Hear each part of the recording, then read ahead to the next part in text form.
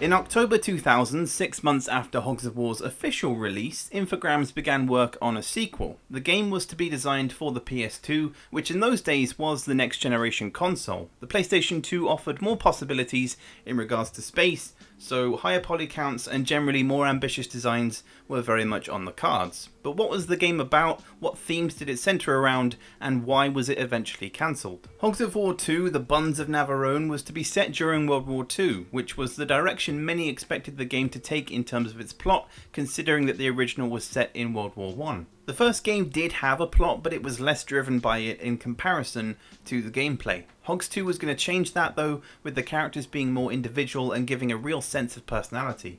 Many of you are probably confused by the title, The Buns of Navarone.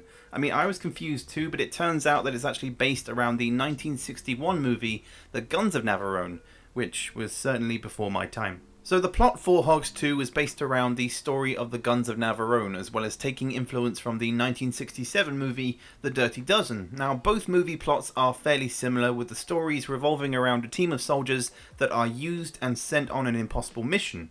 In The Dirty Dozen, the 12 prisoners are drafted up into their own special unit within the US Army and parachuted behind enemy lines to assassinate Nazi personnel at a French chateau. Meanwhile, the Guns of Navarone sees a team of cutthroats and saboteurs embark on another impossible mission. The Nazis are planning an assault on Kairos, where 2,000 British soldiers are marooned. The Royal Navy is unable to reach them due to large caliber guns that are placed on the fictional Navarone Island, so this commando unit must infiltrate the island and destroy the guns. So we have two very similar plots, each centering around a team being sent off to do the bidding of whoever asks of them. In this case, it would probably be the British, or, you know, whatever team you choose. I don't really know. But no gameplay actually exists of Hogs of War 2 because Infogrames never got that far into development. The only thing we do have are screenshots that appear to show the main characters. Immediately you can pinpoint the personalities of these pigs. The first one kind of reminds me of the Pyro from TF2, where he doesn't really say much. Instead he has more of a tendency to shoot first and ask questions later. The pig next to him looks very much like a default character, you know, the standard guy with the rifle and just an all-round good player. I think the guy next to him is a bit more specialised, perhaps an updated version of the Pyrotechnic, only because he's holding a flamethrower, but I'm not entirely sure on that Elvis look though.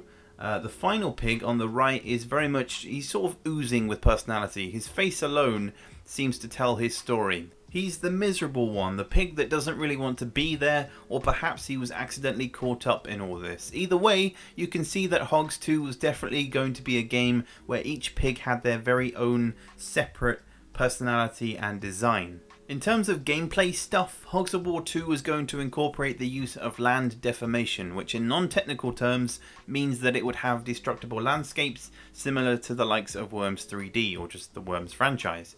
There would be a mixture of hard and soft layers, hard being the non-destructible immovable type and soft being the opposite. The game would also feature conceptual and real objects, meaning that they were a mixture of assets that could be moved and destroyed by the player and others that would be locked to the landscape around them. The original game mainly stuck with conceptual objects, as the hardware of the PS1 wouldn't really have allowed for real objects or more fancy physics. Hogs of War 2 intended to use the likes of Maya for the creation of assets and animation, which was certainly a step up from what Infogrames had relied on before. Now, over the years I've always thought that the sequel of Hogs of War was never made because Infogrames went out of business, but the actual reason was because there was not enough traction coming from America. The original game didn't really sell well in the States, so the idea of a sequel was going to be a tough ask from the American market.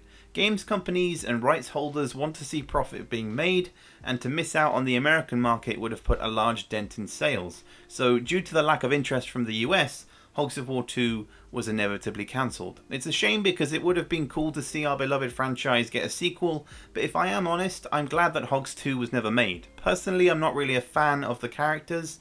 I mean, maybe the gameplay would have been reminiscent of the original, but for me it would never outdo the first game. The thing that makes Hogs of War so unique is that it is one of a kind. It's not like Worms that continues to expand itself through multiple iterations, but That is just my opinion. What is yours regarding Hogs of War 2?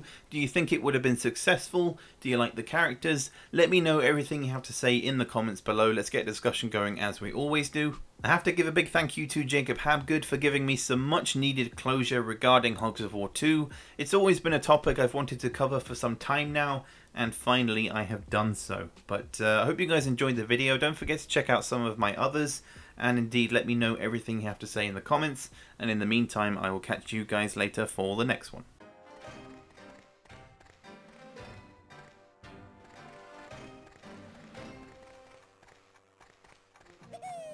Hartley up! It's English! Take this, bourgeoisie!